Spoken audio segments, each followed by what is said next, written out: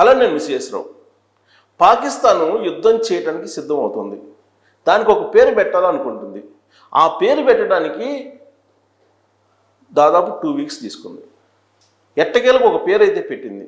ఆ పేరు పెట్టి దాన్ని అనుసరించి యుద్ధానికి వెళ్ళాలి అని అంటుంది. ఏంటి ఆ పేరంటే బన్యాన్ ఆల్ మర్సూస్. బన్యాన్ ఆల్ మర్సూస్.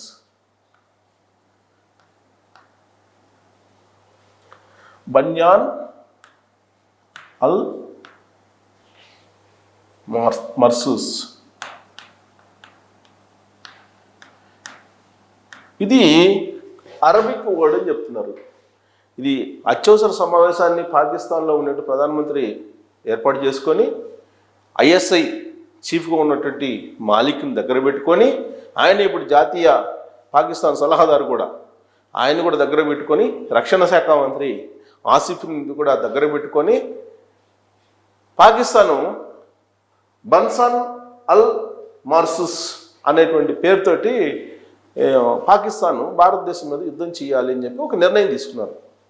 ఇందుకే ఏంటి దీని బన్సాస్ అల్ మర్సూస్ అంటే ఏంటి అని అంటే దాని మీద నేను కూడా రీసెర్చ్ చేశాను. గూగుల్కి వెళ్ళి వెతికాను.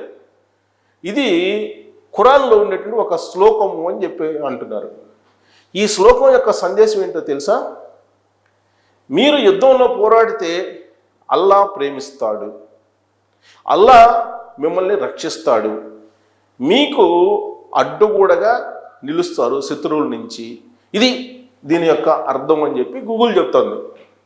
నేను అందుకే ఇప్పుడు ఖురాన్లో ఈ శ్లోకం ఉంది, ఈ శ్లోకానికి అర్థం అనేది మనకు జనరల్గా తెలియదు. సో ఏది డౌట్ వచ్చినా కానీ గూగుల్ని అడుగుతాం కదా.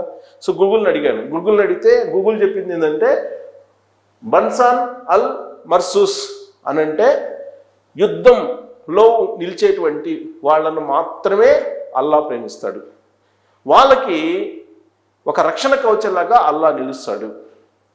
అలా కాకపోతే వాళ్ళని అల్లా ద్వేషిస్తారు. ఇది దాని యొక్క సారాంశం గూగుల్ చెప్పిన దాని ప్రకారం. అంటే సెంటిమెంట్ని, మతపరమైనటువంటి అంశాన్ని పాకిస్తాన్ సైన్యానికి జోడించారు. ఎందుకు జోడించారు? ఎందుకు ఈ విధమైనటువంటి ఖురాన్లో ఉన్నటువంటి శ్లోకాన్ని తీసుకొని దానికి బన్సాన్ అల్ మర్సూస్ అని పేరు పెట్టి యుద్ధం చేయమని చెప్పి చెప్తుంది పాకిస్తాన్ ప్రభుత్వం అని అంటే, పాకిస్తాన్ ఆర్మీ చీఫ్ ఎక్కడున్నాడో తెలీదు, మునీర్, ఆయన అజ్ఞాతంలో ఉన్నారని చెప్పి అంటున్నారు. ఆయన బదులుగా ఐఎస్ఐ చీఫ్గా ఉన్నటువంటి మాలిక్ మొత్తం వ్యవహారాన్ని నడుపుతున్నారని అంటున్నారు. మరోవైపు పాకిస్తాన్ ఆర్మీలో ఉండేటువంటి కల్నల్స్, అంతకన్నా పై ర్యాంక్ ఉన్నటువంటి వాళ్ళు రాజీనామాలు చేసేసి మేము యుద్ధం చెయ్యము అని చెప్పి ముందే చెప్పేశారు. అంటే యుద్ధానికి సిద్ధం కావట్లేదు. ఇలాంటి పరిస్థితుల్లో సైనికుల్లో ఉత్తేజం నింపడానికి, సైనికుల్లో మతపరమైనటువంటి విశ్వాసాన్ని పెంపొందించి ఆ మత విశ్వాసాన్ని జోడించడం ద్వారా మీరు యుద్ధంలో చనిపోండి, ఒకవేళ చనిపోకపోతే మిమ్మల్ని ప్రేమించడు, మీరు యుద్ధంలో పోరాడితేనే ప్రేమిస్తాడు అల్లా, మీకు రక్షణ గోడగా నిలుస్తాడు యుద్ధంలో, మీరు యుద్ధంలో నిలవకపోతే కనుక మిమ్మల్ని ద్వేషిస్తాడు, ప్రేమించడు. ఇలాంటివి మతపరమైనటువంటి మదరసాల్లో ఇలాంటివి పోషిస్తుంటారని చెప్పి గూగుల్ చెప్తోంది. గూగుల్ చెప్తున్న దాని ప్రకారం మదరసాల్లో కూడా ఉగ్రవాదులకి ఇలాంటివే చెప్పి నూరి పోస్తూ ఉంటారట. ఇప్పుడు పాకిస్తాన్ సైన్యానికి కూడా అలాంటిదే నూరి పోసి ఇది అల్లా చెప్పినటువంటి ఒక సందేశం, అల్లా సందేశం ప్రకారం మీరు భారత సైన్యంతో యుద్ధం చెయ్యండి, మీరు యుద్ధం చేయకపోతే మిమ్మల్ని ద్వేషిస్తాడు అల్లా, ప్రేమించడు అనేటువంటి సందేశం వచ్చేలాగా ఈ పేరు పెట్టుకున్నారు. భారతదేశం ఏ పేరు పెట్టింది? భారతదేశం యుద్ధానికి సింధూర్ అని పెట్టింది. సింధూర్ అని పేరు పెట్టి భారతదేశం ఏమైనా సరే పాకిస్తాన్ మీద దాడి దిగిందా అంటే లేదు. ఎందుకు ప్రతిదాడి చేయాల్సి వచ్చింది అని అంటే, పెహల్గాంలో ఉగ్రవాదులు 26 మందిని పాయింట్ బ్లాంక్లో కాల్చి చంపారు. ఆ చంపడం కూడా ఎలా చంపారు? ముందు పెహల్గాంలో ఉన్నటువంటి ఆ పర్యాటకుల్ని, మహిళల్ని, పురుషుల్ని వేరు చేశారు. పురుషులకు సంబంధించినటువంటి ప్యాంటులని ఇప్పదీసేసి సుంతి చేయించుకున్నారా లేరా వీళ్ళని చూసి సుంతి చేయించుకొని ఉంటే కల్మా చదవమని చెప్పి కల్మా చదవకపోతే పాయింట్ బ్లాంక్ రేంజ్లో కాల్చేశారు. ఎవరిని? ముస్లిమేతరుల్ని కాల్చేశారు. కాలుస్తూ పోయి మోడీకి చెప్పుకోండి చావు అంటే ఎలా ఉంటుందో అని చెప్పి మతపరమైనటువంటి కల్లోలాన్ని, మతపరమైనటువంటి ద్వేషాన్ని పెంచేలాగా ఉగ్రవాదులు పెహల్గాం దాడిని చేసి 26 మందిని పొట్టన పెట్టుకున్నారు. దానికి ప్రతిగా సింధూర్ అనేటువంటి ఆపరేషన్కి భారత ఆర్మీ దిగింది. ఆ సింధూర్ అనేటువంటి పేరుని ఎందుకు పెట్టారు అని అంటే, పాయింట్ బ్లాంక్లో పురుషుల్ని కాల్చేశారు కాబట్టి వాళ్ళ కళ్ళెదుటే, మహిళల కళ్ళెదుటే, భార్యల కళ్ళెదుటే, తల్లుల కళ్ళెదుటే, సోదరిమణుల కళ్ళెదుటే కాల్చేశారు కాబట్టి వాళ్ళ బొట్టు ఏదైతే ఉందో ఆ బొట్టు అనేది ఎంత శక్తివంతమైందో తెలియజేసేలాగా, అలాంటి సందేశం ఇచ్చేలాగా మహిళల జోలికి వచ్చిన మహిళలు పురుషుల్ని చంపితే మహిళలు ఊరకుండరు, మహిళలు పోరాడతారు అని చెప్పి ఆ బొట్టుని సందేశంగా చెప్తూ సింధూర్ అనే పేరు పెట్టి పాకిస్తాన్ మీద ప్రతిదాడి చేసింది. అంటే వాళ్ళు చంపుతుంటే చంపమని చెప్పైతే ఎవరు ఊరుకుంటలేరు కదా.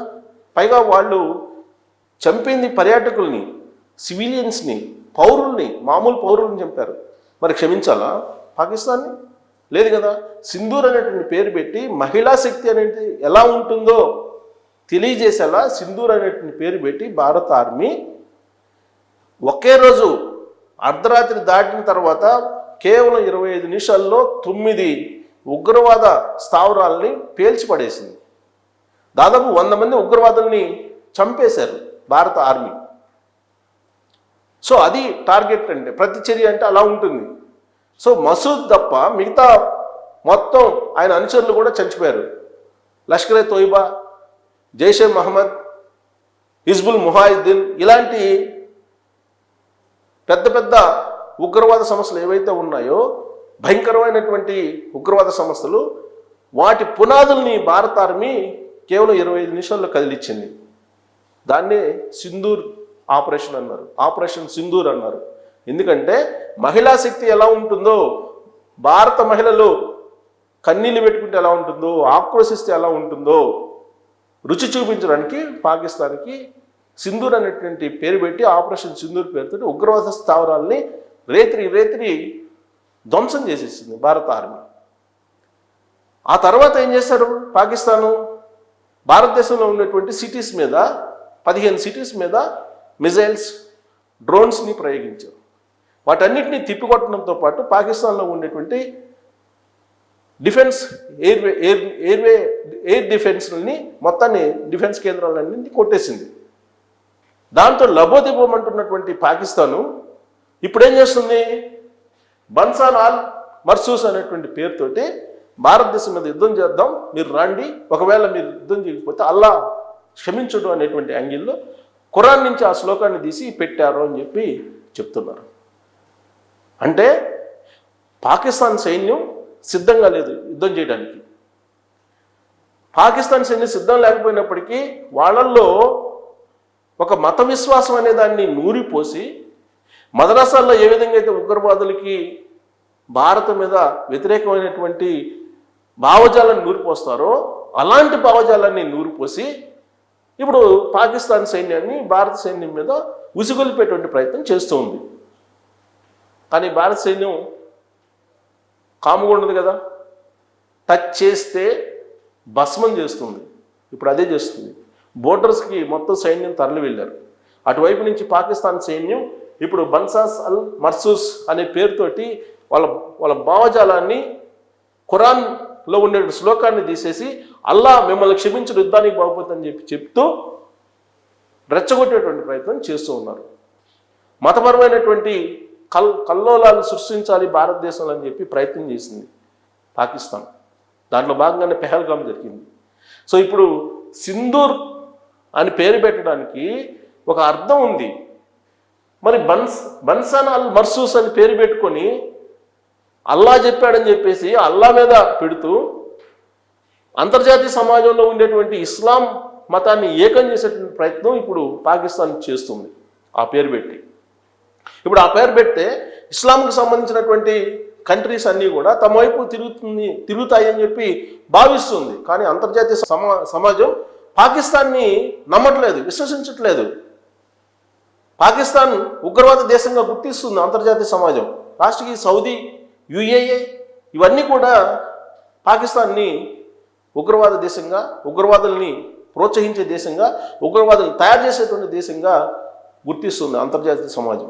అందుకే ఇప్పుడు ఇస్లాం కంట్రీస్ అన్నింటినీ కూడా ఆలోచింపజేసేలాగా, ఇస్లాం కంట్రీస్ అన్నీ తమకు మద్దతు ఇచ్చేలాగా ఖురాన్లో ఉండేటువంటి ఈ శ్లోకాన్ని తీసి దాన్ని యుద్ధానికి అన్వయింపజేసి భారతదేశం మీద మరో వ్యూహాన్ని రచించి రావడం అనేది పాకిస్తాన్ చేస్తున్నటువంటి వికృత క్రీడ. దీని మీద మీరు కామెంట్ చేయొచ్చు. Thank you.